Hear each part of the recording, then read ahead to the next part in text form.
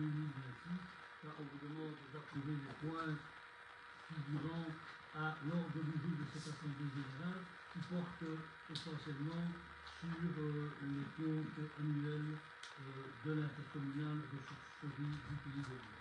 Là, on peut approuver les points. Oui, je t'en prie.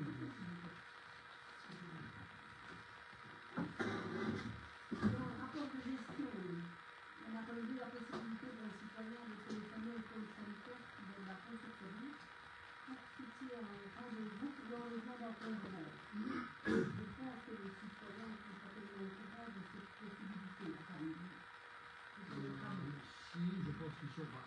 Je ne sais pas si tout le monde est au courant, mais les gens sont au courant parce que tous les ans, plusieurs fois font appel au service de la ressourcerie. Nous avons un règlement en redevance qui reprend le montant de l'intervention, le montant au mètre cube, avec 3 mètres cubes si je ne me trompe par passage à hauteur de 2 passages par an. Voilà, maintenant ça peut être rappelé dans un peu d'affaire. les appeler directement. C'est le fait de les appeler directement qui sont responsables. D'accord, on peut faire un rappel dans les pôles incours de ce service pour les personnes qui ne disposent pas évidemment de possibilité d'aller en réciproque. C'est ceux-là qui existent. Il y avait donc, on rappelle aussi que la subvention signée, donc c'était une aide à l'emploi pour les entreprises d'insertion sociale. Ça va être supprimé. Dès lors, on précise bien que davantage les articles 60 et 61 peuvent être engagés avec une prime à la prime. Donc, ce serait peut-être bien d'envisager aussi cette solution Mettre à disposition de l'intercommunal. En général, quand nous avons les articles 60, ils sont évidemment très intéressés à pouvoir travailler dans la commune. C'est plus simple que d'aller travailler là-bas à Barcelone. Mais voilà.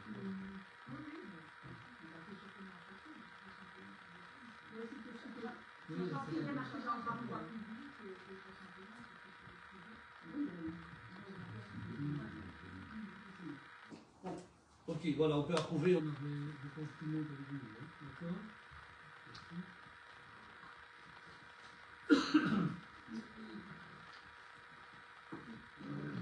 Point 3, convention de collaboration complémentaire au règlement général relatif à la mutualisation de l'intervention des indicateurs experts établis par la province de Liège, décision. Je suppose que vous avez lu attentivement ce projet de délibération et de convention qui nous est proposé par la province de Liège, au même titre que 45 autres communes qui ont déjà signé cette convention depuis un certain temps avec la province de Liège. L'objectif, évidemment, c'est de solliciter l'expertise de ces experts pour, disons, essayer d'actualiser un petit peu les revenus cadastraux par rapport notamment aux nouvelles constructions, aux maisons qui ont été rénovées, par rapport aux anciennes fermes, par exemple, ou des bâtiments qui ont été divisés en plusieurs logements. Donc ça, c'est évidemment les premières tâches qui seront effectuées par cet agent expert qui, il est prévu dans la convention, vous l'avez vu, travaillerait à hauteur de 2 jours par mois, avec un coût pour la commune entre 3 500 et 4 000 euros par an. Vous avez vu, il y a un tableau qui reprend un petit peu ce que ça coûte les premières années avec une intervention ou un return, disons, qui est très faible au début et qui augmente après 2-3 ans. Alors, c'est pas une taxe nouvelle, c'est pas comme ça que nous le voyons. C'est simplement une équité fiscale. Ça veut dire que certaines personnes ont fait des travaux, ont introduit un permis d'urbanisme. Ce permis d'urbanisme a dû être logiquement transféré, envoyé au cadastre, où là il y a un calcul qui est fait pour fixer le revenu cadastral, et donc en corrélation évidemment le précompte immobilier.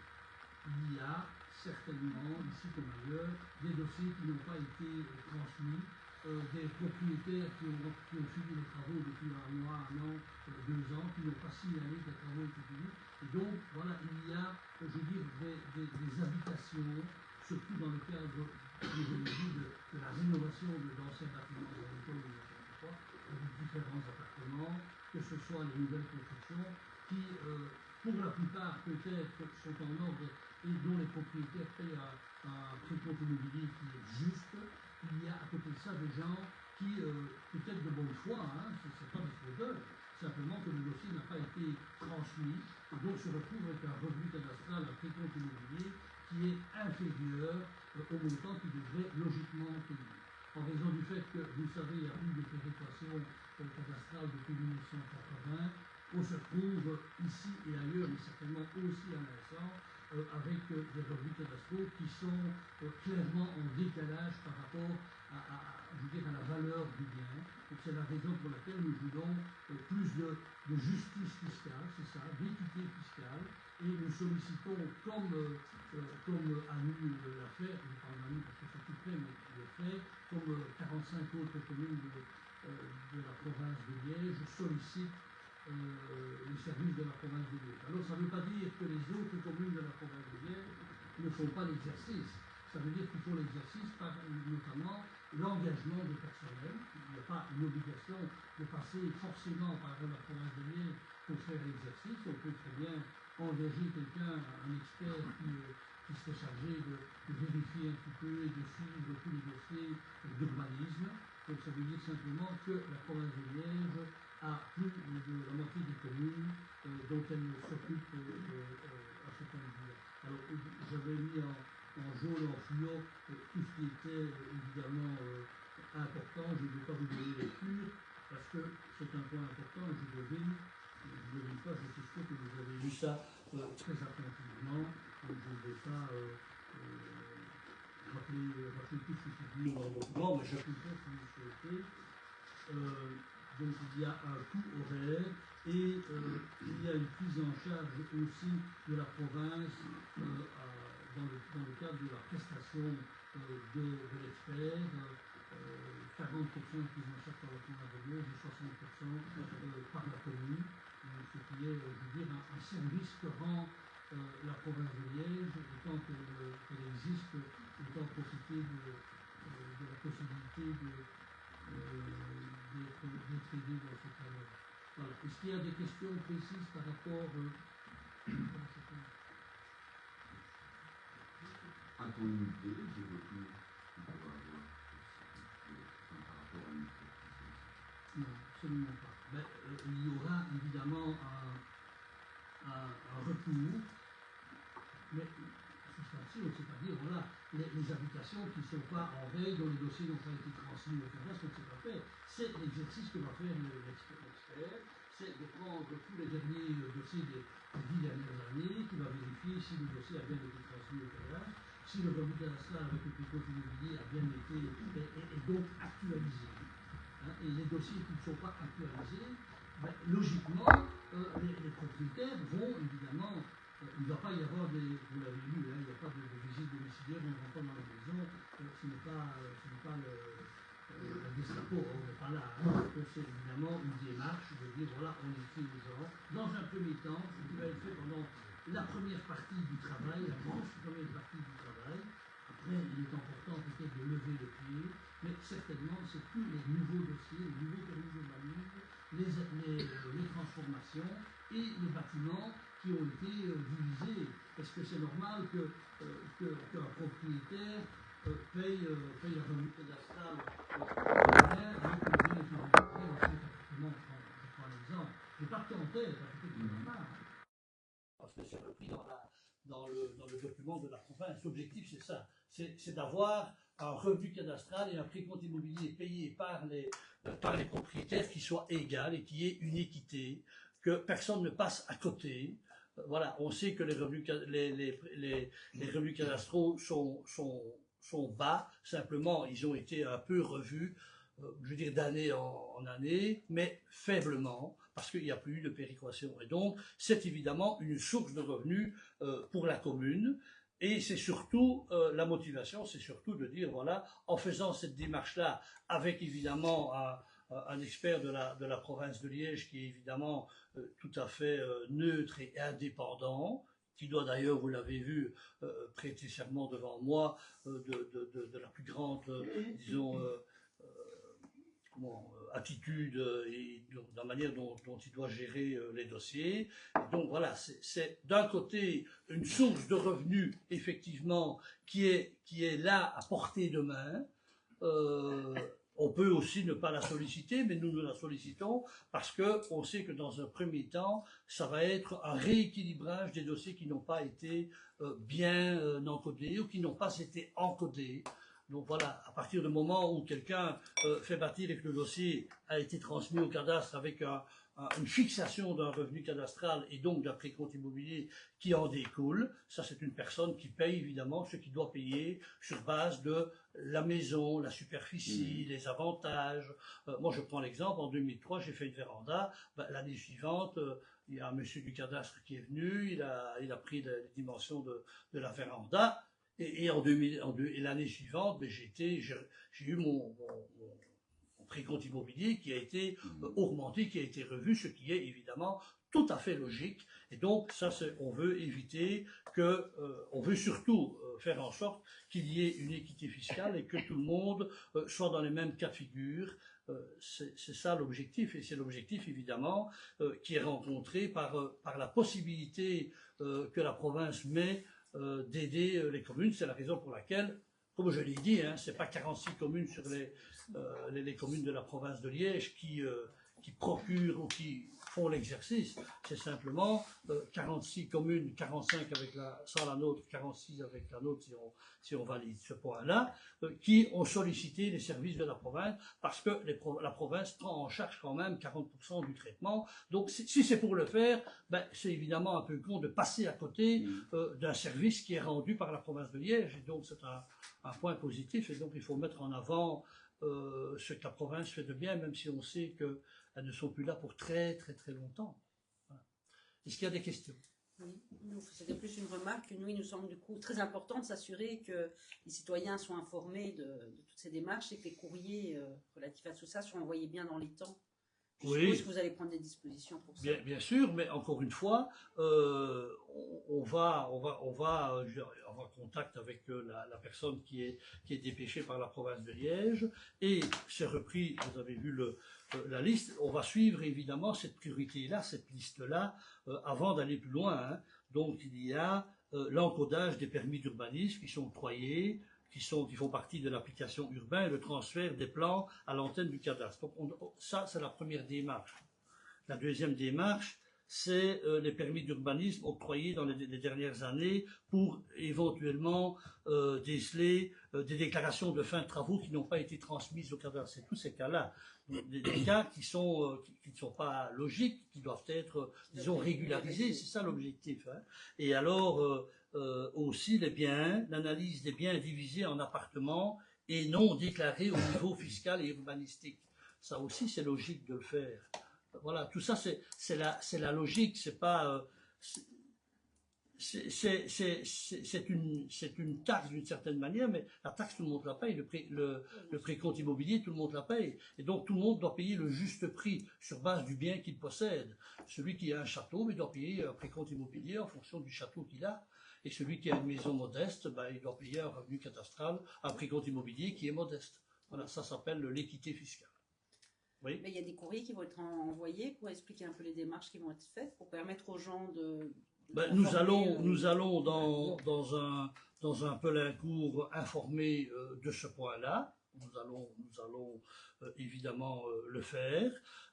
Sans affoler les gens, parce que l'objectif ce n'est pas de revoir le précompte immobilier, le revenu cadastral d'une petite maison modeste, c'est pas ça l'objectif. L'objectif c'est d'abord, comme j'ai dit, tous les autres cas avant cela, et là il y a déjà quelques années qui vont courir. Vous avez vu aussi qu'à un moment donné, quand on aura disons traité tous les dossiers prioritaires des habitations divisées en plusieurs appartements, les dossiers qui n'ont pas été rentrés au cadastre, les nouvelles constructions sur base des permis d'urbanisme, etc. Une fois qu'on a, disons, réglé déjà tout ça, on peut très très très bien dire voilà, l'essentiel est fait, ce n'est pas la chasse, je vais dire, au dernier euro dans la population qui compte. C'est les premiers cas que je viens de citer, et on peut très très bien, vous l'avez vu, mettre fin à la collaboration moyennant un préavis de 3 mois, ça ne pose aucun problème. Donc l'objectif, ce n'est pas la chasse au dernier euro, c'est simplement l'équité fiscale pour les nouveaux dossiers, pour les transformations et pour les dossiers qui n'auraient pas été communiqués au cadastre. C'est ça l'objectif. Merci. Hein? On peut approuver à l'unanimité, merci beaucoup.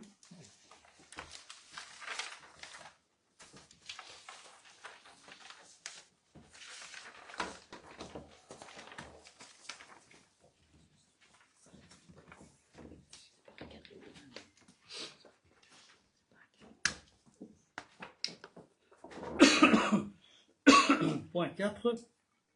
Culte, tutelle sur les actes des établissements de gestion du temporel des cultes reconnus.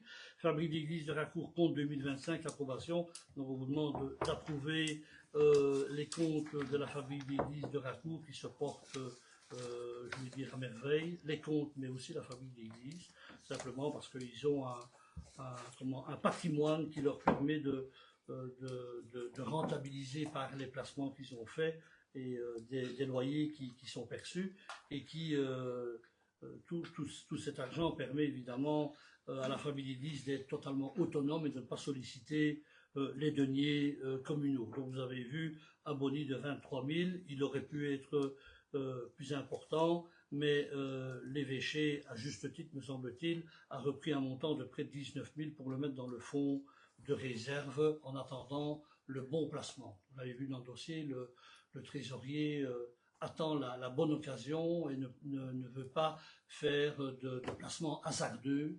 Il veut assurer le coup, ce qui est évidemment tout à son honneur. Voilà, on peut approuver le... Je voudrais bien. Oui, oui. Donc, on a constaté dans un PV de collège qu'ils allaient, donc la fabrique d'église va vendre un terrain de 360 000 €. Oui. On peut savoir où se trouve ce terrain? Oui, c'est un très beau terrain. Ben oui, mais Donc, c'est de un 15 terrain- ans. De 15 ans. Oui, c'est un terrain qui se trouve, si je ne me trompe pas, du côté de Dilbeek, donc dans la région bruxelloise. Et c'est un terrain qui va être, disons, rentabilisé, je pense, pour un immeuble de rapport qui va être construit dessus.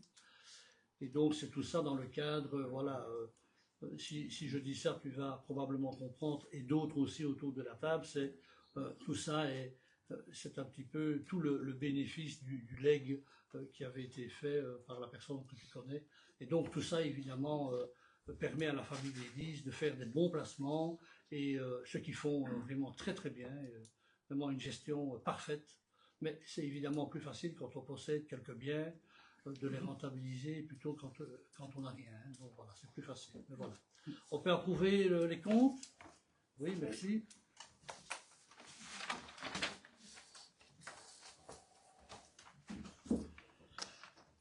Point 5, développement rural, rapport d'activité 2025, décision. Je passe la parole à notre présidente de CPS qui gère l'opération de développement rural. Marianne. Merci Yves. Donc voilà, nous vous demandons d'approuver le rapport d'activité de l'opération de développement rural pour l'année 2025. Vous avez trouvé dans vos documents attachés l'annexe 4 qui fait le relevé des réunions de la CLDR et ainsi des activités qui ont été menées durant l'année 2025. Savoir qu'on a préparé une nouvelle demande de convention faisabilité auprès du développement rural pour l'aménagement de la salle de village de Pelaine, et donc que nous avons obtenu cette convention faisabilité. La réception du permis d'urbanisme et la convention réalisation pour l'aménagement de l'espace de convivialité à l'Insan. Et donc maintenant, nous avons aussi reçu la convention réalisation pour l'aménagement de l'espace de convivialité à l'Insan. Nous avons aussi travaillé à la CLDR à la finalisation de l'inventaire des chemins et sentiers. Et des perspectives pour 2026, outre s'occuper des 2 projets en cours, on va donc aussi travailler sur activer le vivre ensemble en milieu rural? Est-ce que c'est la réalisation d'une charte? Enfin, c'est tout ceci, c'est le travail de la CLDR de voir quel projet on va pouvoir développer sur ce thème-là. Et sinon, il n'y aura pas d'autres demandes de subventions à développement rural puisque le programme se termine en 2028. Donc, il n'y aura pas d'autres demandes. Voilà, il y a des questions? Pas de questions, on peut approuver à l'unanimité? Non, non, je pensais l'unanimité, je pensais. Donc voilà, la majorité vote pour. Qui s'abstient? Voilà, qui vote contre? Voilà. Il y a des motivations ou des documents que vous voulez remettre? Mais c'est maintenant.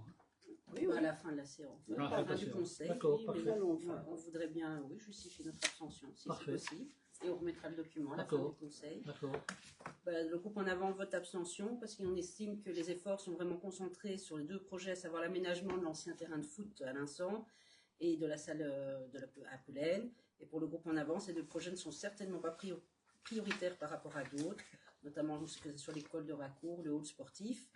Et par ailleurs, nous estimons qu'il est dommage que beaucoup de projets qui ne coûtent rien ou qui ne pourraient coûter très peu ne sont pas plus mis en œuvre, comme par exemple la création d'un marché local, la création d'une maison de jeunes, des distributeurs de produits locaux, le covoiturage, des démarches pour multiplier les contacts entre les deux implantations et les aménagements des circuits didactiques.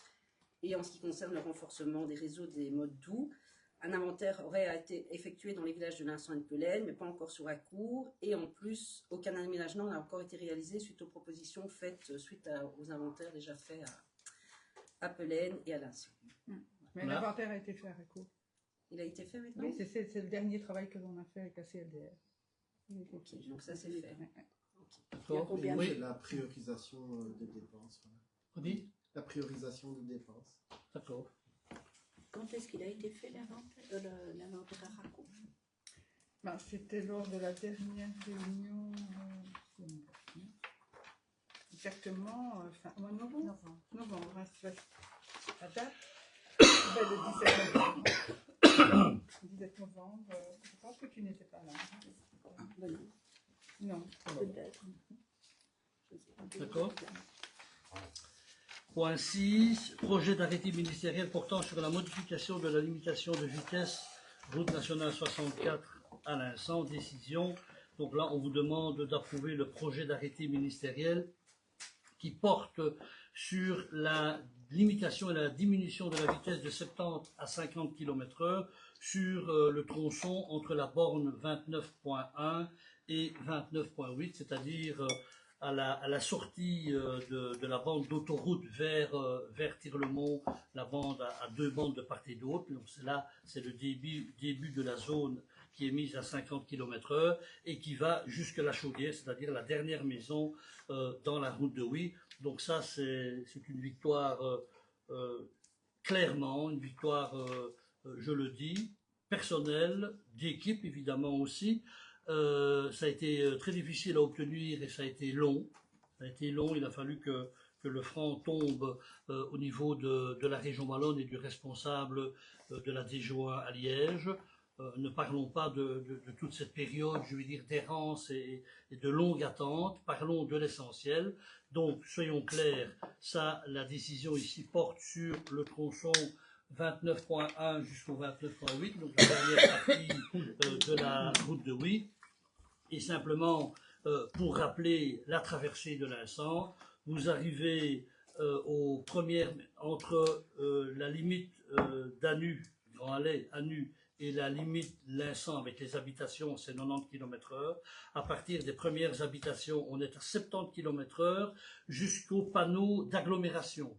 Le panneau d'agglomération, vous savez où il est situé au point du fameux terrain où Durabric va faire un grand projet, où il y a d'ailleurs à hauteur de la maison numéro 20, route de Huy, où il y a le panneau d'agglomération. Donc là commencent les 50 km/h jusqu'au carrefour, ici un tout petit peu plus loin que le carrefour, de la route de la rue des Écoles, un tout petit peu, quelques mètres plus loin. Et donc ce tronçon-là c'est 50 km/h et ce tronçon sera muni d'un radar tronçon justement à 50 km/h. Il sera placé, mon collègue qui m'a remplacé la semaine passée me parle de juin-juillet. Les informations que j'ai obtenues du chef de zone ce matin me disaient qu'à coup sûr, pour la fin de l'année 2026, le radar sera fonctionnel.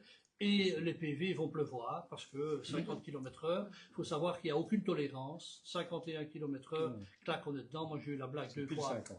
Comment? Pile 50. Donc à 51, vous êtes dedans. Moi, j'ai eu 2 fois la blague à Londres, où j'ai eu 63 € à payer. Donc ça veut dire que quand je traverse la Londres, je passe à 40 km/h pour être sûr. Et donc j'ai des appels de phare, j'ai des klaxons, j'ai la totale, mais je n'ai plus d'amende. Et donc ce sera la même chose ici à l'instant, 50 km/h sur ce tronçon-là, avec un radar tronçon très très très utile. À partir un petit peu avant le rond-point ici, jusqu'à la fin de l'aire d'autoroute avec les 2 bandes de part et d'autre. Là, c'est 70 km/h. Là, on a essayé d'avoir une certaine logique pour maintenir le 50 tout le long. Ça, c'était effectivement totalement peine perdue. Ça ne servait à rien. On a essayé, mais non. Donc, c'est un peu... Parce qu'il y a 2 fois 2 bandes de circulation. Voilà. Ah oui. Malgré qu'il y a le des rond-point. lignes striées sur une des 2 bandes. Mais c'est 2 fois 2 bandes, c'est 70 points bas. Ouais. Voilà. Et c'est comme ça partout. Donc là, Carré. c'est partout 70 km/h. Et puis on revient à 50 km/h, très attendu par les gens de la route de Huy, à partir de chez toi, un petit peu avant, jusqu'au-dessus. Donc très très très attendu. Pas spécialement par tous les nains sans toit. Certains sur les réseaux sociaux vilipendaient un petit peu le projet que nous avions. Mais on veut évidemment bien démontrer aux habitants de la route de Huy qu'ils font bien partie des nains sans toit. Et donc on y est très attentif avec ce tronçon à 50 km/h, mais pas de radar tronçon, ça non, mais 50 km/h avec évidemment des demandes qui seront formulées à la zone de police pour avoir des radars, pour avoir le lidar, etc. Et le tronçon sera donc, le radar tronçon sera sur toute la longueur? Non, comme j'ai dit. Il s'arrêtera. Donc, de la plaque agglomération jusqu'au carrefour, à peu près le carrefour de la rue des Écoles. Tout ce tronçon-là. Ce qui est pas mal quand même, c'est pas mal. Et ça je l'ai appris aussi, les radars tronçons, tu peux le voir aussi notamment à Élessine en face du domaine provincial, le tronçon est assez court. C'est souvent assez court, c'est pas 1 kilomètre, c'est souvent des 3, 4, 500 mètres. Les radars tronçons sont sur des limites assez bien précises, de quelques centaines de mètres, grand maximum. Mais ici, c'est vraiment un plus. Donc là, on va vraiment voir la différence. Peut-être pas la première ou la deuxième fois, mais ça, malheureusement, l'argent ne viendra pas, comme certains disent, en Flandre, c'est comme ça.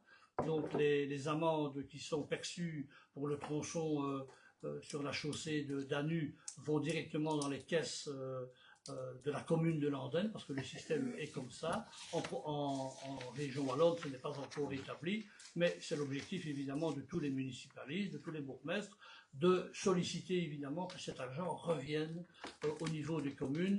Je ne suis pas sûr que vu les finances de la région wallonne, ça va aboutir, mais ce serait évidemment l'idéal. Voilà, ça va ? Donc on peut approuver le projet, je devine, avec enthousiasme cette fois-ci, de ce point de la limitation de la vitesse. Donc, et alors, si je peux me permettre, on se posait une question. Les panneaux, ils sont pas du tout. Il y a des bugs dans les panneaux. ah non, les panneaux, Ouais. ben, les Il y a panneaux des vont bugs, être. hein. Ils vont les adapter. Oui, tout va être modifié, Oui, tout mais va être parce que retiré. il y a En un même peu temps. tout pour- Ah oui, tout va être Oui. fait au moment où ça va être Ça dépend dans le d'application. sens dans lequel on vient. mais, Ouais, ouais, non, tout ça, tout va être retiré. retiré. Donc c'est un petit peu maintenant c'est un peu compliqué à suivre, effectivement, mais tout ça va être résolu par la DGOA, ça c'est à charge de la région wallonne, et voilà. Très bien, très bonne chose.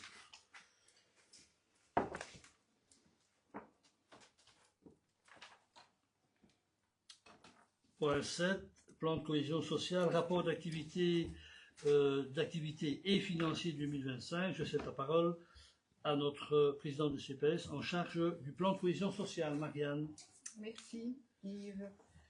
Donc nous avons le rapport d'activité. Donc dans le plan de cohésion sociale, on développe principalement l'activité du Ripper Café, qui se réunit 10 fois par an, puisqu'on ne fait pas de réunion d'activité, on va dire plutôt en juillet et en août.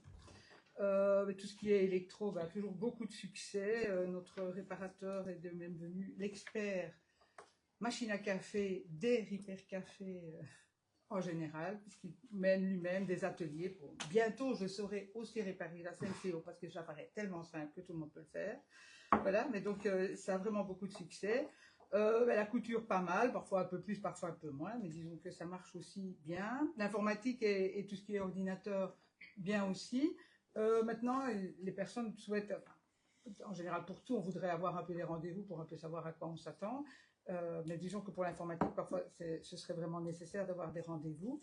Alors les vélos, ben voilà, l'hiver c'est pas trop la bonne saison, mais maintenant pour le prochain Ripper Café, le 19 avril, bon, on va mettre un focus sur les réparations vélos. On en a quand même quelques-unes. Ça marche bien. Il y a toujours le café papote, donc on peut toujours venir prendre une tasse de café et manger un petit biscuit.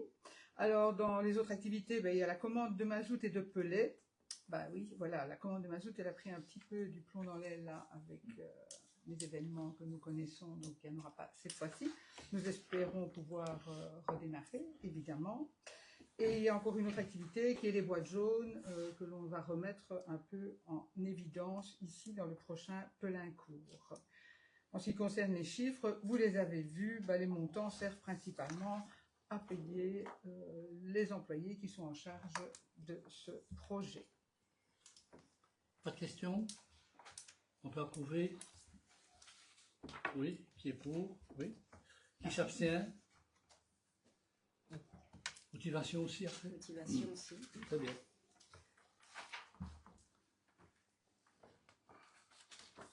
Je me lance? Oui.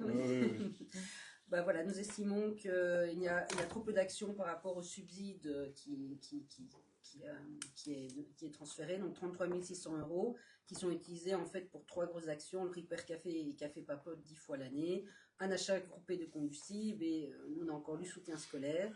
Nous estimons que comme prévu dans le plan de cohésion sociale 2020-2025, d'autres actions auraient pu être envisagées dans le but de recréer des liens sociaux, intergénérationnels et interculturels pour améliorer le vivre ensemble, notamment les activités enfants aînés en maison de repos, les développements d'activités d'intégration au sein des différents quartiers, créer un système d'échange local.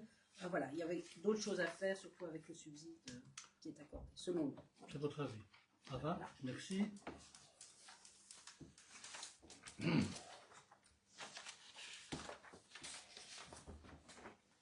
Point 9. Point supplémentaire déposé par le groupe En Avant LPR, proposition de maintien et Pardon, excusez-moi. Donc, point 8, approbation du PV de la séance publique du 4 et du 26 février. On peut approuver? Oui.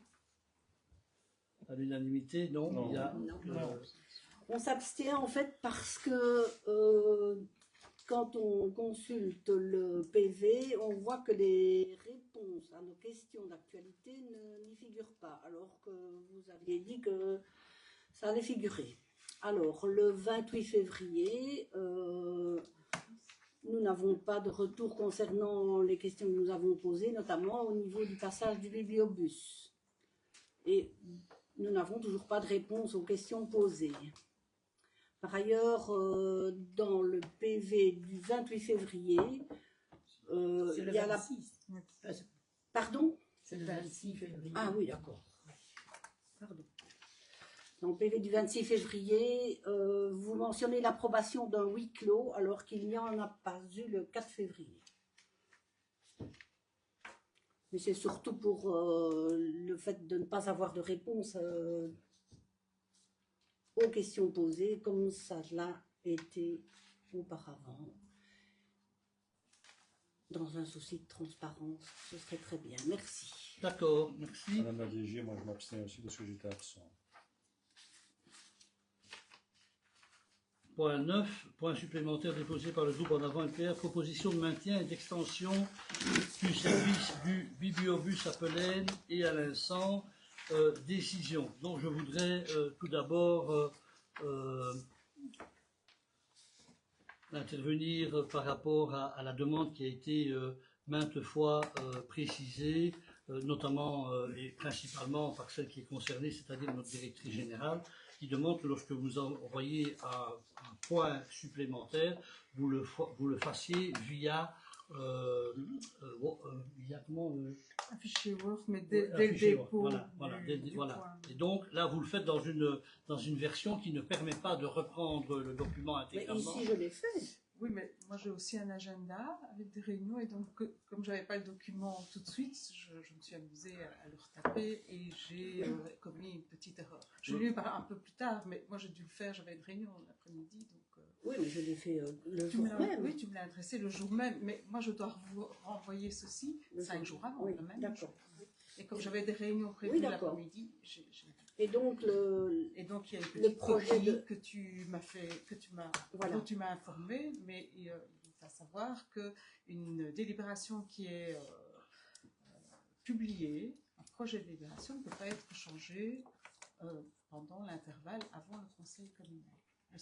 Les corrections se font en séance. Donc c'est pour ça que j'allais vous demander de modifier. Ce sera fait ici en fait. Oui, d'accord. Voilà. Je ne peux Donc, pas modifier une Oui, délibération. oui, d'accord, mais on est Voilà. d'accord. Donc il y a effectivement une discordance entre l'introduction et le point, vous l'avez Mais vu, oui. donc ça va être modifié. C'est ça que je voulais vous demander. Et donc je vous propose, mesdames, de développer votre projet.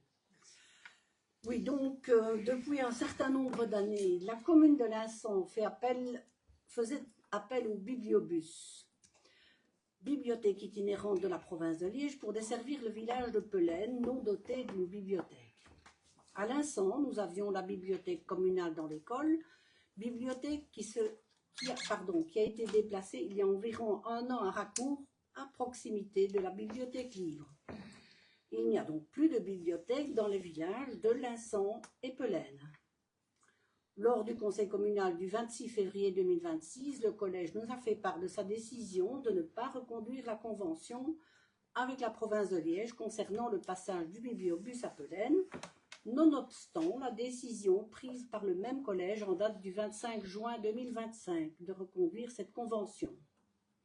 Il faut savoir que les services offerts par le bibliobus sont gratuits pour la commune.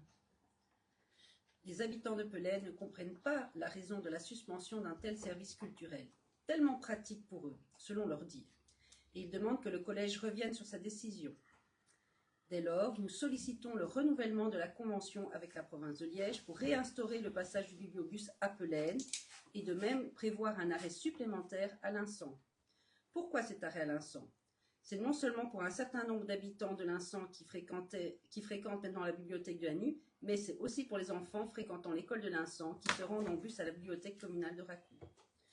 Nous demandons dès lors que le collège communal de Linsant signe et transmette le renouvellement de la convention avec la province dans les plus brefs délais, et ce dans un souci légitime de veiller à l'intérêt général et à la bonne gestion des finances communales. Étant donné que, nous le soulignons une fois de plus, ces services est offert par la province. Voilà, donc on a pris connaissance de votre demande. Nous avons eu l'occasion d'expliciter assez clairement lors de la dernière réunion du conseil communal le positionnement de la majorité. On vous signale simplement, et là je le regrette vraiment amèrement, je ne peux pas comprendre comment mandataire communal vous fassiez l'impasse sur cette magnifique bibliothèque communale qui se trouve à Racourt, qui fait certainement la fierté, pas la vôtre, ça c'est sûr, mais qui fait la fierté des mandataires et de la majorité, qui est mise en exemple par toutes celles et ceux, les mandataires des communes voisines qui franchement nous envient d'avoir un outil aussi merveilleux. Et par votre décision, vous proposez que les enfants de l'école communale de Linsant, par la décision que vous prenez, les enfants ne sont responsables de rien, mais si on vous écoute, on boycotte la bibliothèque communale pour utiliser le bibliobus alors que nous avons un outil magnifique. Alors, entre Linsant et Racourt, il y a un vol d'oiseau de kilomètres, en quart peut-être 3. Dans tous les cas, nous avons un outil que nous devons mettre en avant. Et votre proposition, déjà par rapport à ce point-là, ne nous convient pas. Alors, nous avons bien réfléchi à la position que nous devions prendre par rapport à ce point-là, qui est un point effectivement important, mais nous savons aussi que les personnes qui utilisent le bibliobus à Pelen ont les capacités de se déplacer sans aucune difficulté. Elles ont les moyens de transport, elles ont le véhicule pour aller à Racour. Voilà, on se déplace pour aller chercher un pain à nu, on peut se déplacer pour aller à la bibliothèque, et les deux bibliothèques, parce que je parle de la bibliothèque communale, et je mets aussi en avant la bibliothèque libre. Il y a deux outils qui soient rapprochés de 100 mètres ou d'un kilomètre. Je ne vois pas très bien l'intérêt d'évoquer ça. Il y a deux bibliothèques dans la commune qui doivent être mises en avant et qui doivent être le plus fréquentées possible. Et c'est ce que nous voulons en disant, voilà, sur le territoire de la commune, et donc nous ne sommes pas en défaveur de la lecture pour tous. Nous prouvons avec l'outil que nous avons mis en place l'achat du bâtiment et l'utilisation d'un rez-de-chaussée magnifique qui pour certains aurait dû être utilisé à d'autres fins. Hein, vous avez évoqué, vous aussi, pas vous, mais votre groupe a évoqué la possibilité de faire là un cabinet médical. Donc nous, on est sensible à l'installation d'une bibliothèque digne de ce nom. C'est ce que nous avons avec une autre bibliothèque qui... les deux bibliothèques sont totalement complémentaires parce qu'elles n'ont pas évidemment les mêmes ouvrages. Et donc, il paraît clair que nous sommes... au niveau de la commune, avec les deux outils que nous avons, nous sommes particulièrement bien pourvus en matière de bibliothèque. Donc, c'est la raison pour laquelle on est pas favorable à votre projet. Il y a bien sûr, je vais dire, quelques petites nuances. On peut évidemment réfléchir, on peut se dire, oui, mais pourquoi pas, pourquoi... Voilà, on a pris la décision et on est évidemment totalement cohérent par rapport à la position que nous avons tenue, indépendamment du fait que probablement un membre de la majorité a une position, disons, un peu plus partagée et qu'il souhaite témoigner ce positionnement. Pour le reste, la majorité, clairement, est soutenue. Elle fait preuve de beaucoup de cohésion et de logique par rapport à ce point-là.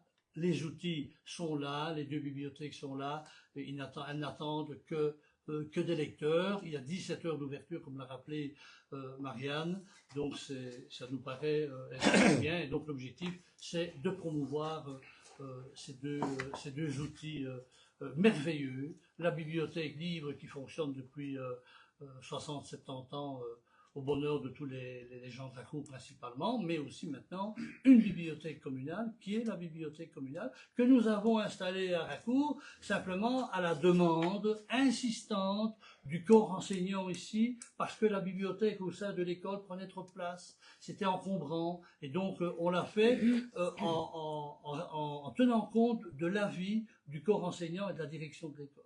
Et donc toutes ces décisions-là nous paraissent logiques. Et donc voilà, vous défendez votre point de vue, c'est tout à fait à votre honneur. Et d'une certaine manière, on peut le comprendre, c'est pas une position débile, hein, c'est pas du tout ça que je veux dire, bien sûr que non. Mais nous avons notre positionnement qui est de promouvoir les outils que nous avons pour le moment. Oui, mais vous parlez de complémentarité avec les deux bibliothèques de Racour, et pourquoi pas faire de la complémentarité avec d'autres outils? Vous mettez vous-même en évidence l'idée que c'est nécessaire, une complémentarité entre les deux bibliothèques de Racour est bien et que ça apporte un plus, pourquoi pas alors aussi promouvoir la complémentarité avec d'autres outils? Oui, je comprends bien votre question et je vous ai répondu et j'en ai parlé. Bon, je ne vais pas répondre à votre question, tout a été dit. Pierre, tu voulais intervenir? Mais oui, à partir du moment où c'est un service gratuit de la province, en fait, je disais en début de conseil, pourquoi se priver d'un service qui est offert par la province? Parce que c'est un service qui... mes sources sont, je pense, plutôt fiables. C'est un service qui est appelé, pas demain ni après-demain, mais qui est appelé logiquement à disparaître. Pourquoi? Parce que c'est un service qui était pris en charge avant par la Fédération Wallonie-Bruxelles, qui a cessé ce fonctionnement, et donc la plupart des provinces ne mettent plus à disposition des bibliobus, si ce n'est la province de Liège qui a maintenu. Vous savez que la province de Liège comme les autres provinces, sont appelées à disparaître et à être dissipées, je veux dire, dans différents services, par la région wallonne, par les communes, par probablement à un moment donné les communautés de communes. On parle beaucoup de supracommunalité. Donc le projet, tel qu'il est maintenant, je veux dire, possible via la province de Liège, mais c'est un projet qui s'essouffle et qui va, dans tous les cas, disparaître dans les quelques années à venir. Oui, mais qui est toujours actif pour le moment. Oui, qui est toujours actif pour le moment, ok. Comme vous le soulignez pour les cadastres, pourquoi ne pas profiter d'un service quand il existe? Voilà, on vous a répondu, on va pas refaire le... voilà, donc je pense que tout a été dit, sauf si quelqu'un d'autre souhaite émettre un avis.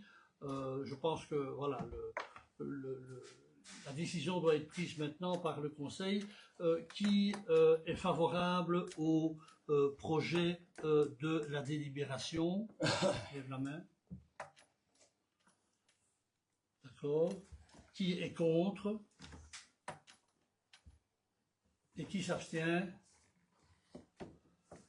Voilà, merci.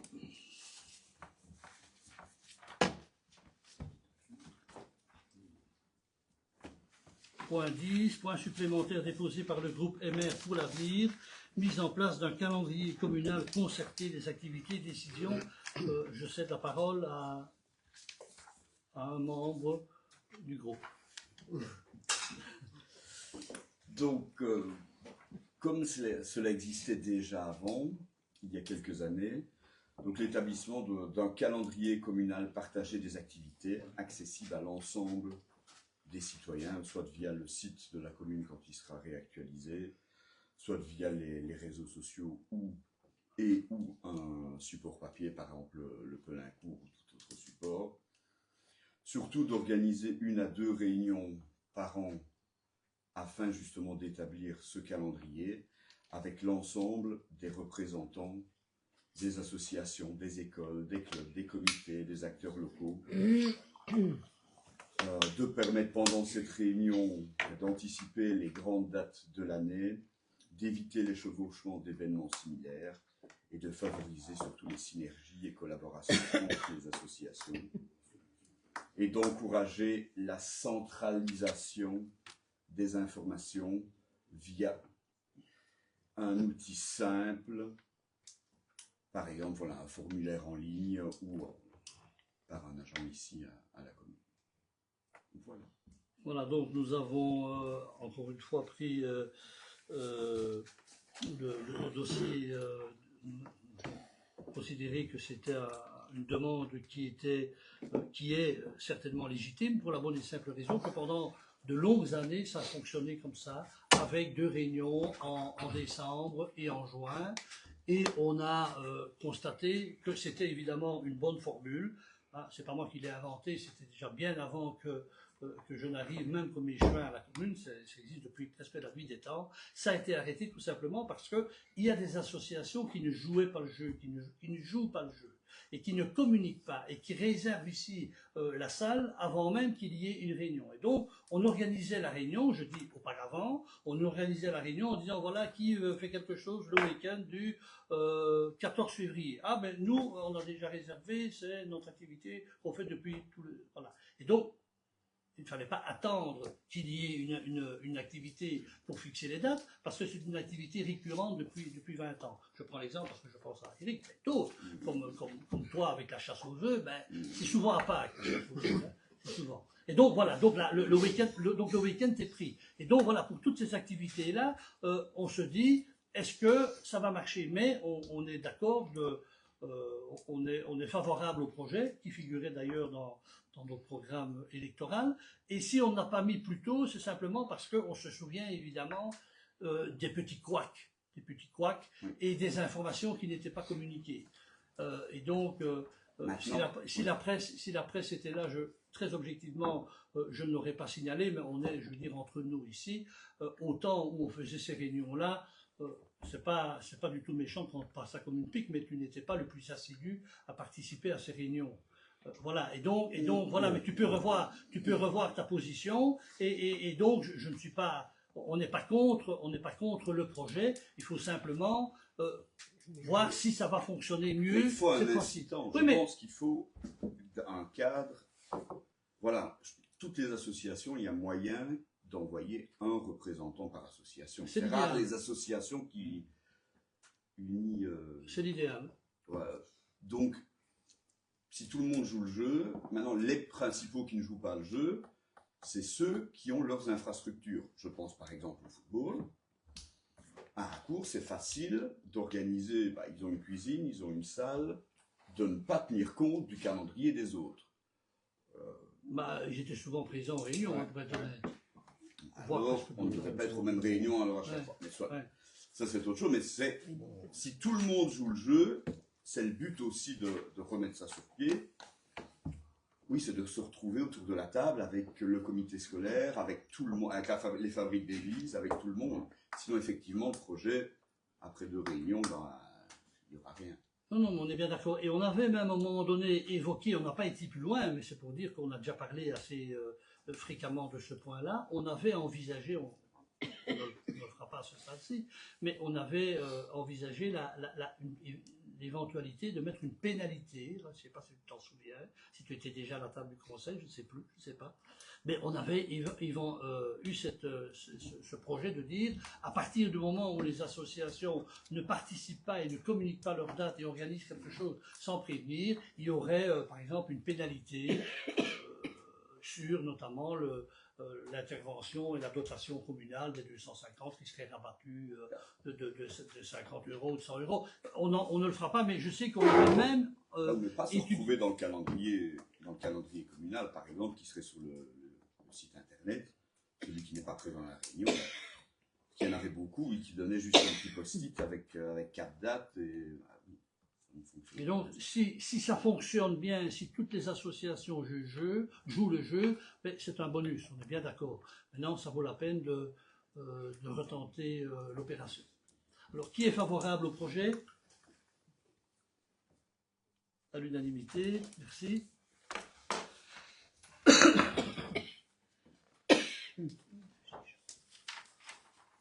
Voilà, il n'y a pas de huis clos. Avant de clôturer la séance, y a-t-il des questions d'actualité? Oui.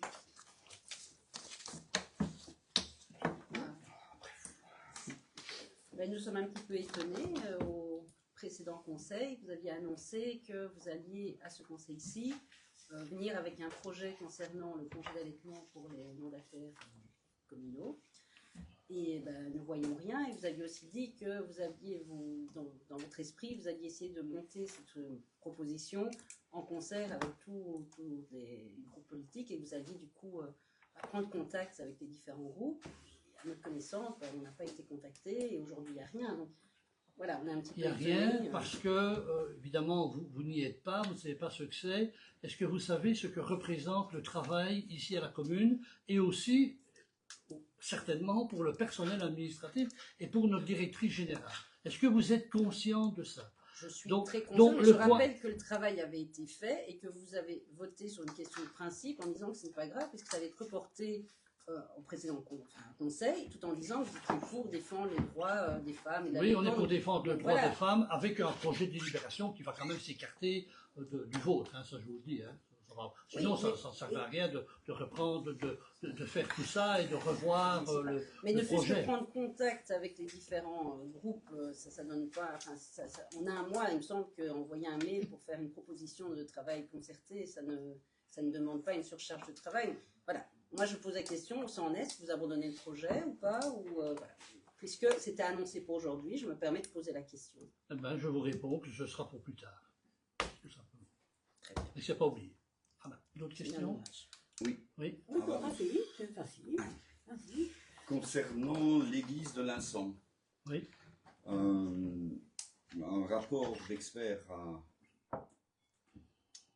demande la fermeture immédiate, enfin en tout cas ou plutôt de l'église de l'Incens pour raison de stabilité, surtout de stabilité de la charpente.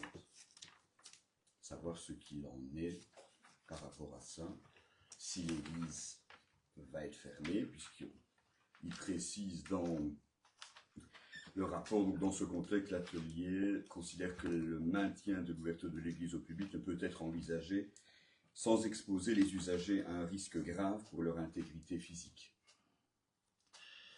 Oui, c'est un dossier compliqué qui malheureusement aussi va coûter pas mal d'argent à un moment donné, ça c'est sûr. Alors par rapport à l'état de la charpente, nous avons effectivement des experts qui se sont prononcés, mais de manière, je veux dire, écrite, sans prouver le calcul, sans rien du tout. Simplement un expert qui vient et qui dit oui, je pense que effectivement la charpente va tomber. Alors on en est là, et donc prendre une telle décision est difficile certainement parce que sans être forcément totalement impliqué dans la vie paroissiale à l'instant, c'est une décision qui peut mettre à mal un petit peu le fonctionnement de la famille d'Église, des paroissiens, etc. Et donc, une autre étude qui nous a été transmise et qui a été élaborée, mais qui est chiffrée cette fois-ci, qui est totalement chiffrée, qui a été faite par un ingénieur civil spécialisé en stabilité qui nous a été remis, qui stipule qu'il y a certainement quelques poutres qui sont endommagées, mais absolument pas pour mettre en péril la stabilité de la charpente. Et donc, effectivement, certains, parce que malheureusement, d'une certaine manière, c'est une compétence qui revient au bourgmestre, et donc j'aurais préféré que la décision soit prise au niveau du conseil communal. Ça aurait été plus facile pour moi peut-être de m'extraire un peu de cela. Malheureusement, c'est comme ça. Et donc cette décision, je la prendrai. Je prends effectivement peut-être un petit risque, évidemment, ce serait beaucoup plus simple pour moi de dire on prend un arrêté de fermeture de l'église, on met des barrières tout autour. Ça, c'est évidemment la facilité qui parle, mais si on ferme l'église et si on met effectivement des barrières tout autour de l'église, on sait que ce n'est pas pour 2 semaines, on sait que ce n'est pas pour 2 mois, mais qu'on parle en années. Et donc c'est une décision qui impacte terriblement la communauté paroissiale, les pratiquants, et donc par rapport à ça j'ai des difficultés, et donc je prendrai probablement à un moment donné la décision, mais à ce stade-ci, sur base des rapports non étayés que j'ai, et sur base d'un rapport qui est totalement étayé, dont je comprends le texte, donc je ne comprends pas le calcul, je pense que je n'y comprendrais rien non plus, chacun son métier. Non mais personne autour de la table ne comprendrait un mot de ça, une lettre ou un chiffre de ça. Mais ce tableau-là est étayé et il y a une perte de stabilité qu'on peut chiffrer à, d'après le rapport tout à fait précis, à 28%. Oui, mais... Attends, à 28% de l'ensemble de la charpente. Et donc, quand tu seras bourgmestre, tu prendras la décision, mais à ce stade-ci, c'est encore la main. Non, voilà. oui, non, c'est clair. Maintenant, par rapport, dans ton éditorial, il y a 1 mois, tu faisais état de la tragédie qu'il y a eu à Crans-Montana, où justement tu parlais pour les autorités de prendre toutes les mesures pour sécuriser, pour mettre justement, voilà. Moi, je me rappelle ce que j'ai écrit. Oui, bon, voilà, je peux te le relire, mais je suppose que tu t'en rappelles. C'est un petit peu 2 positions qui sont à l'opposé l'une de l'autre, à 1 mois l'une de l'autre. Donc c'est juste ça. Oui. Je m'étonne. Alors j'entends bien la nouvelle expertise que tu dis qui a été faite par un ingénieur. Oui, qui va dans le sens pour dire non, ce n'est pas trop grave. Non, c'est un... Je sais qui a fait l'expertise, je sais qui a fait cette expertise-là. Donc tu avoueras qu'elle n'est pas tout à fait objective. Ben, oui, ou Oui, mais alors je peux dire la même chose pour les experts qui se sont Après prononcés. 3 entrepreneurs. Attends, je peux dire aussi que les entrepreneurs et les experts qui ont remis un avis sont aussi intéressés à la cause. Parce que si on dit voilà, on ne ferme pas, on ne fait pas les travaux, ben on n'investit pas. À partir du moment où on dit oui, attention, il faut fermer et il faut refaire une nouvelle charpente d'1 million d'euros, la question est là. Oui, maintenant, regarde, il y a encore eu, c'était hier à Wassège, c'était juste un morceau Voilà, de plat. voilà, Oui. J'ai eu le bourgmestre en ligne, rien. Ça a fait des grands titres. Rien. Tout juste si ça n'a pas été Oui, aussi mais bien. pareil, à Grand Montana, c'était rien non plus. Il y a, pendant ça. Non. Quand même des morts, là. Hein. Oui, mais c'est ce que je dis. Pendant X années, Oui, ce n'était pas. Il y a rien eu. Et il a fallu d'une fois. C'est ce qu'ils mettent maintenant. Encore une fois, je ne suis pas non plus expert, je ne suis pas ingénieur. C'est ce qu'ils mettent que par des vibrations, par pas mal de choses, il peut y avoir quelque chose. Est-ce qu'il faut attendre qu'il y ait quelque chose? Est-ce que si ça arrivait, si tu avais un rapport comme ça pour ton invitation, est-ce que tu te dirais, bon, on verra bien? Je ne pense pas. Est-ce que vous avez fait, pardon, Je ne est-ce pense que pas. vous avez demandé la contre-expertise auprès de la zone de secours de SB? C'est là que vous avez... Non, il y a eu un rapport qui a été fait par un ingénieur dont je n'ai pas communiqué les coordonnées en séance publique. Non, Quand d'accord, la séance mais- sera levée, je veux bien dévoiler, mais pas à ce stade-ci. Et c'est une étude qui est précise et qui me conforte à dire qu'il ne faut pas prendre une décision trop rapide. Ce serait évidemment Et beaucoup pourquoi pas la zone de secours comme vous l'aviez décidé avoir un en troisième collège? avis. Faut avoir un troisième Mais avis. il y a une étude, il y a un ingénieur en stabilité qui a, au vu de 2 poutres, qui s'est dit voilà, il faut intervenir, il faut fermer l'église, voilà, une. Il n'y a pas eu d'étude, c'est simplement de visu, mais ça c'est toi qui vas aussi dans la charpente, tu vas voir aussi qu'il y a 2 poutres qui sont un peu mangées, mais la poutre elle fait 40 cm, elle est Mais mangée c'est- sur 5 cm, il y a encore tout le restant qui est là, et on passe pas son doigt à travers la poutre. Donc voilà, la situation est moins périlleuse qu'on ne le dit, et effectivement, en prenant la décision de ne pas fermer l'église, je prends effectivement un risque qui est, je pense, clairement mesuré, et à un moment donné, probablement que je prendrai la décision. À ce stade-ci, je pense que c'est particulièrement alarmiste, le rapport est particulièrement alarmiste, et donc j'ai tendance à ne pas intervenir à ce stade-ci. Voilà, maintenant... Pourquoi ne pas Par un bureau qui est quand même spécialisé dans le patrimoine, dans l'architecture. Voilà. Oui, mais d'accord, mais moi je Il y a veux quand même bien... eu 3 experts aussi. Hein. Oui, dont un qui disait qu'il ne fallait pas se tracasser de rien du tout. Hein. Tu Oui, n'as mais pas tous les pourquoi ne rapports, pas j'ai avoir l'impression. demandé la contre-expertise comme vous l'aviez décidé? En principe, une Mais c'est ce décision qu'on a fait. claire Contre-expertise, C'est ce qu'on il a y fait. a eu des par la contre-expertises. zone de secours. Par la zone de secours et par l'ingénieur fait en aussi. stabilité qui travaille pour la zone de secours et qui est chargé. D'accord, ça Voilà. je n'ai pas compris Voilà, ce que vous pas de dites. souci. Et donc ça a été fait, où il rentre, et il monte là au-dessus, il dit, oh là là là, il faut fermer tout. Voilà, si ça c'est un rapport d'un expert, visuellement, je pense qu'on peut tous constater qu'il y a 2 poutres qui ont été effectivement mangées un petit peu par les Capricornes. Ça, effectivement, on sait le voir. Ici, on parle d'une décision qui est lourde de conséquences. À partir du moment où on ferme l'église, ce n'est pas fermer l'église pour une semaine, c'est fermer l'église pour des années. Mais Pour des années. ça, Oui, genre, c'est son j'en ensemble. souviens pas, ça c'est Ah oui, mais clair. peut-être que, oui, mais C'est ça veut clair. dire que, voilà. Est-ce qu'il y Est-ce aurait que une tu tiens solution- compte de l'impact que ça a auprès, même Les gens- si j'y vais pas souvent, de Mais l'impact j'en pour tiens le, pour le, compte. pour J'en le- tiens le- compte. le- Maintenant, encore une fois, je ne suis ni ingénieur ni expert.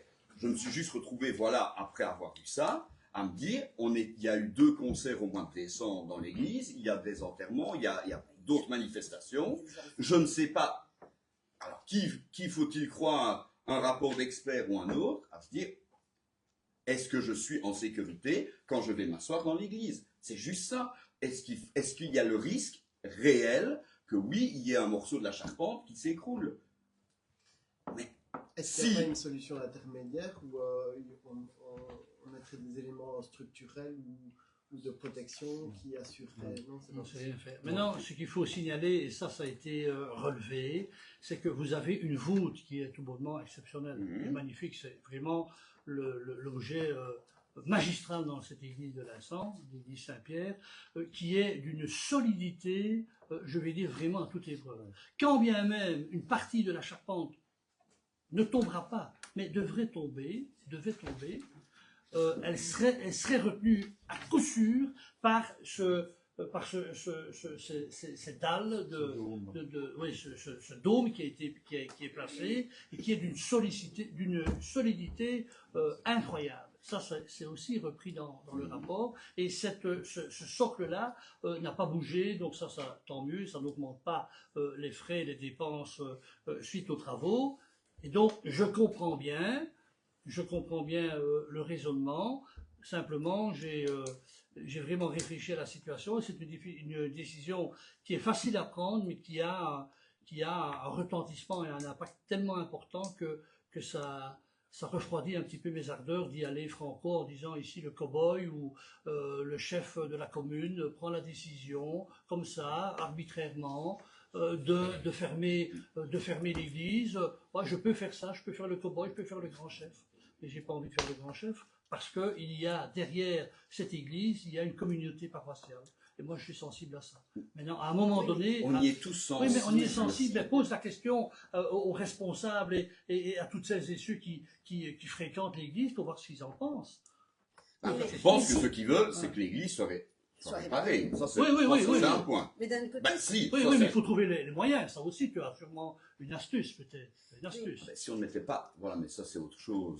C'est ce qu'on a dit par rapport à la priorité des investissements.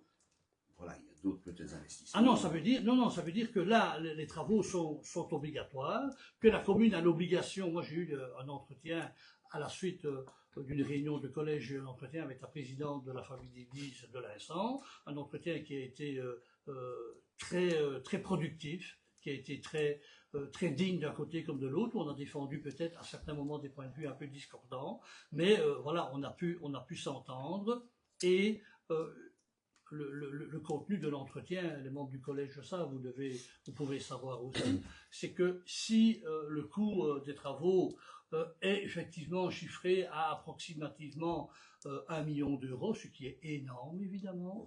On a descendu un petit peu. Non, on est au million d'euros, sauf si on utilise des matériaux qui sont pas très nobles, mais si on fait ça des choses sérieusement, on est certainement au million d'euros. Et donc, la commune ne va pas avoir la capacité financière d'intervenir à hauteur du million d'euros. Et donc, ça veut dire, comme ça a été le cas à Racour, on a restauré l'église il y a 10-12 ans, on a eu, c'est vrai là, des subsides, il y a eu une part communale qui a été prise en charge, et donc, à partir du moment où on l'a fait à Racour, il n'y a pas de raison que la commune n'intervienne pas pour restaurer la toiture de l'église de l'Insent. Donc ça, c'est très très clair. Mais la famille d'église doit aussi apporter une part de l'investissement. La commune ne sait pas prendre le million. Et donc, le raisonnement un peu rapide, mais qui était de dire, voilà, si la commune met 500 000, la famille d'église peut aussi mettre 500 000. Ils ont aussi des biens, ils doivent trouver une solution. Ils doivent aussi interroger l'évêché, parce que la commune n'a pas des finances à rallonge. Et effectivement, si on doit mettre 1 million d'euros, si on est obligé et contraint de mettre entre guillemets 1 million d'euros pour la toiture de l'église de l'Insent, et qu'au même moment on ne refait pas de manière totale les travaux à l'école de Racour, les gens vont dire là il y a quelque chose qui ne va pas. La seule chose, c'est que là on est contraint de suppléer au budget des familles d'église, notamment dans le cadre des gros travaux importants, ce qui est le cas ici. C'est la loi impériale qui est de 1807 ou 1805, je ne sais plus très bien, qui est d'application, et donc on doit intervenir.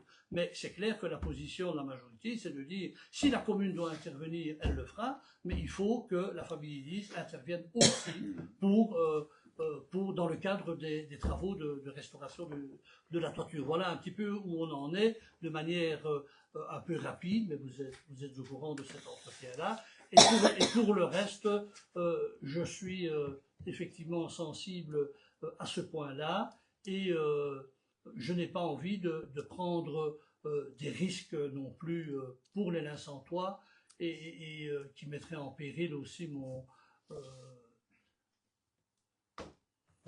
personne, je vais dire dans le sens où on dira, voilà, le fautif, c'est le bourgmestre, il n'a pas pris la mesure, et donc moi, j'ai pas envie d'aller à l'amigo, hein, donc ça, on est bien clair. Hein. Et donc, voilà, mais à ce stade-ci, je pense que c'est certainement prématuré. Maintenant, ce qui peut être fait, et c'est déjà comme ça que fonctionne la famille d'église de l'instant, parce que évidemment, je m'informe quand même pour voir comment ça fonctionne. Et donc l'église, tu le sais aussi bien que moi, voire mieux, elle est utilisée, surtout le dimanche matin, lorsqu'il y a une messe, il y a effectivement 40, 50, 60 fidèles qui sont là, c'est pas rien, c'est pas 10, hein, c'est pas 15, c'est quand même... c'est la messe pour toute la zone dont dépend l'encens, mais lorsqu'il y a des plus petits offices, etc., c'est fait au presbytère. Je sais qu'il y a des petites messes qui se font au presbytère, donc ça veut dire que l'église n'est pas non plus fréquentée tous les jours. Elle est fréquentée de manière, maintenant quand il y a des obsèques, etc., ça effectivement, quand il y a des spectacles comme ceux que tu organises, ce qui est évidemment très très bien parce qu'on a une acoustique qui est totalement exceptionnelle, hein, je pense. Et donc tout ça c'est très très bien, mais elle n'est pas utilisée non plus quotidiennement. Donc il faut tenir quand même compte de ça. Et c'est une réflexion qui vient aussi de la famille de l'Église, de dire quand c'est possible de faire l'office au presbytère, on le fait au presbytère. Donc voilà, il y a disons, une collaboration et une réflexion qui est très saine, je dois le dire, très saine entre la famille d'église et le collège, notre échevine qui est en charge du culte, et moi en tant que bourgmestre, on a, disons, des relations qui sont très respectueuses, qui sont très réfléchies, et qui m'imposent certainement de ne pas aller trop vite dans la prise de décision. J'espère que je ne serai pas puni. Voilà. Oui, est-ce qu'il y a d'autres questions? Oui, mais avant de poser la prochaine question que je voulais poser, j'aimerais que vous, de temps en temps, savoir quand vous allez faire le grand chef. Parce que de temps en temps, même régulièrement, vous avez dans le public des personnes qui élèvent la voix un petit peu trop et qui empêchent notamment d'entendre correctement ce que les collègues disent. Voilà. Je vous remercie de je serai attentif. Maintenant, vous savez, parce que je l'ai déjà dévoilé, c'est une petite faiblesse de mes 61 ans, je ne suis pas totalement sourd, mais pas loin. Donc, quand on parle un petit peu et qu'il y a des bruits dans le fond, je ne les entends pas. Voilà. Croyez-moi au moins, je dois absolument aller faire un examen et mettre des appareils, mais à 61 ans, ça m'ennuie un peu, et pourtant, ce serait bien utile. Donc, je n'entends pas bien quand on parle dans le fond, ou voilà. Mais je pense que quand on parle dans le fond, c'est aussi bien les gens voilà, les gens qui viennent, ce sont des gens qui sont intéressés à la politique, qui font partie des différents groupements politiques de la commune, et donc je pense que les bruits sont issus des différents groupes, et donc j'y serai attentif pour autant évidemment que je les entende. Je vous remercie. Voilà. Oui. Alors, la prochaine question que je voulais poser, c'était concernant un PV de collège du 21 janvier, dans lequel il y a un rapport du SIPPT, donc le service de prévention et de protection au travail, qui signalait un niveau de sécurité insuffisant au l'omnisport, dont notamment blocage des issues de secours, extinction automatique sprinklers dans la cuisine, voilà. Infiltration d'eau, conformité de l'installation de gaz, entretien de la haute, compartimentage de chauffe au sous-sol non réalisé. Alors, on a constaté aussi que vous aviez avancé dans certaines régularisations, notamment au niveau du placement d'une extinction automatique de type sprinklers. Vous aviez lancé un marché en juin 2025, suite à la faillite de la firme Cycli, à qui le marché avait au départ été attribué. Aucune offre ne vous est parvenue. Donc, le 12 juillet 2025, vous décidez de relancer ce marché ultérieurement. Pourquoi avoir attendu le 11 février 2026, soit 7 mois plus tard, pour attribuer à nouveau ce projet? Je ne sais pas. Vous venez avec des points précis, où vous avez la possibilité, ce qui se passe souvent dans les conseils communaux, quand on vient comme ça avec des propositions, la plupart du temps, et je pense que nous allons agir ainsi, à partir du moment où vous allez chercher dans les différents PV qui datent d'il y a plusieurs mois, etc., des points précis, c'est votre droit, je n'ai pas de souci. Nous avons aussi le droit de dire, voilà, nous répondrons à la prochaine réunion du conseil communal, c'est ce qu'on fera. Donc, en ce qui Donc, on concerne retient la les issues de question secours, et vous aurez la réponse. oui, d'accord. Vous avez donc aussi, en ce qui concerne les issues de secours, attribué un marché en février 2026, mais il y a beaucoup d'autres points qui n'ont pas encore été solutionnés. Donc, je pense quand même que... On a bien enregistré votre question et vous aurez prochainement notre réponse. Merci. Au prochain conseil communal. Au prochain conseil. Merci. Oui, pas d'autres questions, oui. Si, j'ai encore des questions concernant le projet agrivoltaïque qui est prévu à Pelaine, où l'enquête publique est ouverte jusqu'au 10 avril 2026. Oui. Quelle est un peu la position de la majorité par rapport à ce projet? Vous le soutenez ou... Je pense que vous avez eu l'occasion dans la presse on en parle, sur les réseaux sociaux on en parle, dans le Pelincourt j'en parle, vous l'avez lu, vous ne lisez pas, mais ça c'est votre droit, vous n'êtes pas obligé de dire ce que j'écris. Hein. Mais là on met clairement qu'on est guère favorable au projet, donc c'est clair, on n'est pas favorable au projet, on n'est pas plus favorable au projet que la ministre Dalk, qui n'est pas favorable à ce genre de projet dans des zones où le limon est si productif.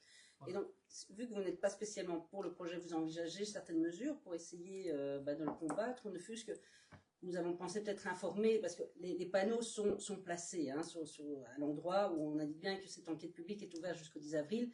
Maintenant, il faut de manière réaliste.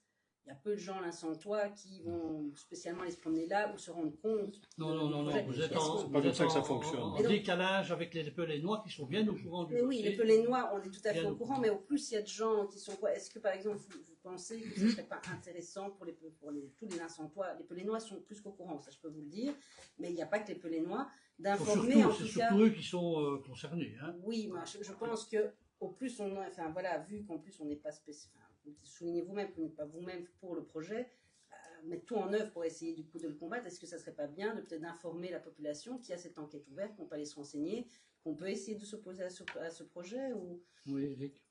Tous les propriétaires des terrains jouxtant le projet ont été contactés par courrier, même jusque très loin. Donc tous les propriétaires de toute la zone qui entoure le projet sont au courant et je peux vous garantir que ça bouge déjà très fort. Au niveau réclamation, je parle. Mais il y a une possibilité que le projet soit annulé ou c'est pot de fer contre terre. Oui, ça c'est autre chose, oui. Mais le politique, comme je l'ai dit, et j'ai pris la référence de la ministre qui gère ça, n'est pas favorable à l'installation de parcs agrivoltaïques en zone comme ici où nous avons un limon qui produit bien et qui doit essentiellement, sauf évidemment pour titiller le rapport des différents propriétaires, c'est différent. Mais on doit veiller, nous, à défendre l'intérêt général.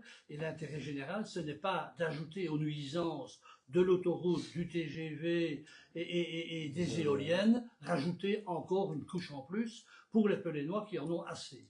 Et donc, c'est clair. Alors, ça n'a absolument rien à voir avec la présence massive des mandataires au collège communal. C'est simplement le point de vue qui doit être défendu par tout le monde. Les Pelénois sont terriblement impactés et on vient là avec un projet qui n'a ni queue ni tête et qui se trouve à quelques mètres de la rue des Meuniers où il y a des habitations.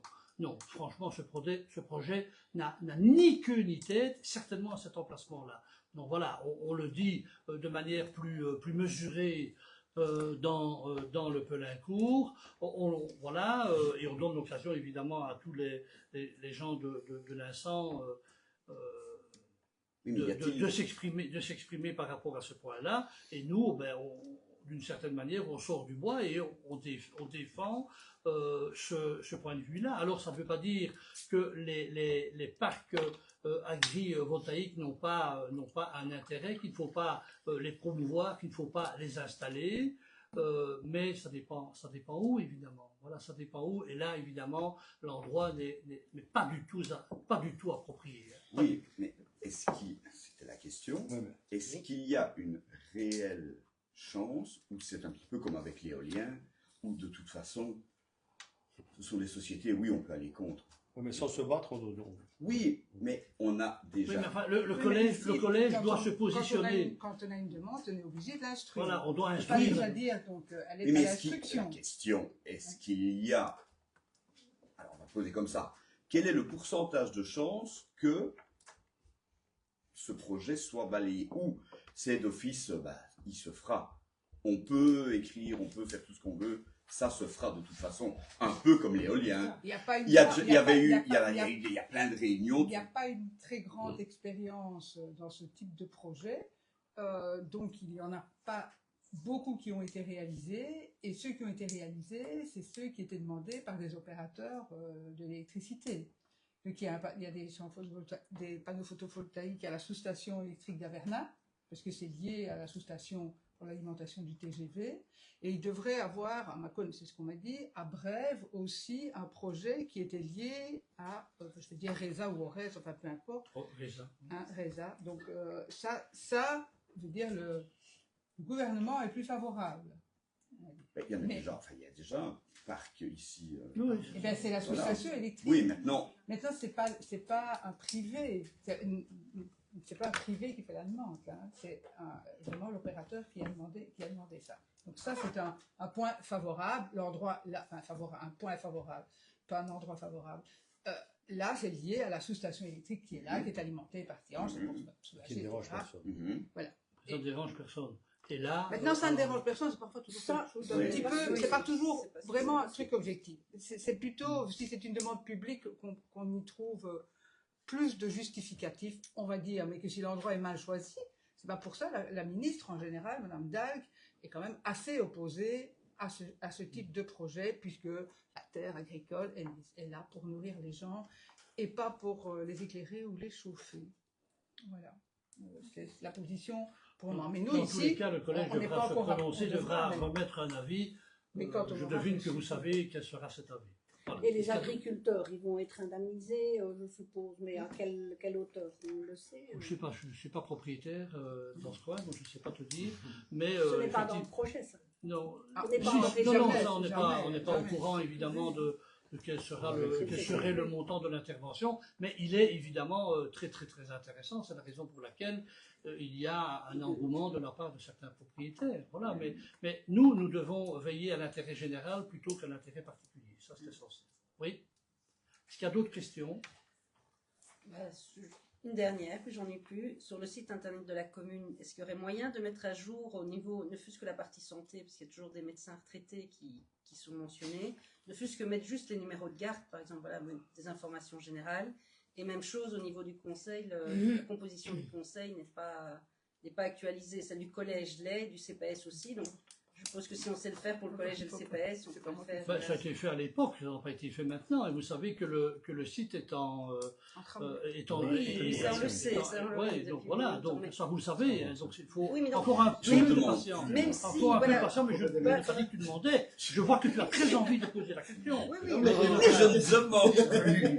Mais bon, même s'il y a en travaux, de toute évidence, même pendant la période des travaux, il y a certaines modifications qui peuvent être faites. Donc, ne fût-ce au minimum pour ne plus mettre des noms, des indications erronées, enfin de médecins retraités, mais ne fût-ce juste un numéro de garde. Voilà. Pour le conseil, je vous pose la question. Si vous dites, bah non, on ne veut pas le faire l'effort, vous ne faites pas l'effort. Mais je trouve qu'au moins pour la partie santé, malheureusement, c'est moi qui peut modifier ça. Oui. Et alors, tant qu'on est dans la partie santé, je rebondis, tant qu'on y est. Les nouveaux médecins. Ils vont bien. On commence le 1er avril, n'est-ce pas, madame? Voilà, il commence le 1er avril. Donc maintenant, est-ce que je dévoile le numéro de téléphone, etc. Ah ben oui, c'était la question qui arrivait. Pas en séance publique. J'imagine que... Pas en séance publique. On va vous communiquer directement. Ben Oui, non, ça, mais ça, j'imagine c'est pas qu'il va y avoir un communiqué. Il va y avoir un communiqué. Incessamment donc, sous peu, vous allez avoir un communiqué, puisque le 1er avril, c'est mercredi. Et mercredi, Voilà. Et ce n'est pas un poisson. et les mercredis, il y aura un médecin dans le cabinet. Bravo, merci François. Bravo. Voilà, plus d'autres questions? Non? Voilà, la séance est levée.